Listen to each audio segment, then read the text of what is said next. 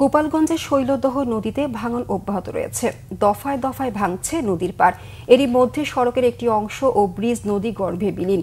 আতঙ্কিত হয়ে পড়েছে টুঙ্গিপাড়া উপজেলার পশ্চাৎপদ ডুমুরিয়া ইউনিয়নের চিথলিয়া গ্রামবাসী। গোপালগঞ্জ প্রতিনিধি মনোজ শাহ তথ্য ভিডিও চিত্রে বিস্তারিত। গোপালগঞ্জে শৈলদহ নদীর চিথলিয়া গ্রামের ৭৬ মিটার এলাকা ভাঙন প্রবণ হিসেবে চিহ্নিত করেছে পানি উন্নয়ন বোর্ড। তীব্র স্রোত পাড়ে আসতে পড়ছে, ভাঙছে পাড়।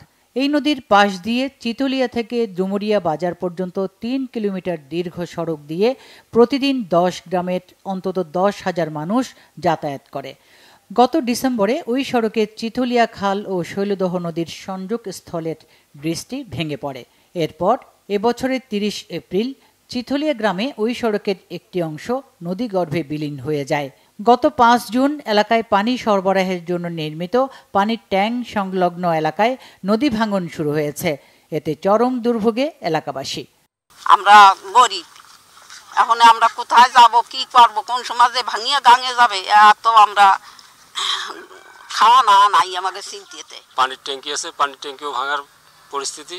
সামনে বাড়িঘর দূর আছে, বাড়িঘর দূর এখানে যদি বস্তা এবং ব্লক না দেওয়া হয় এই সব ভাঙে চুরে নদীতে চলে যাবে। ৪০-৫০টা গৃহস্থ আমরা বাস করি, সবার খুব অসুবিধা হচ্ছে।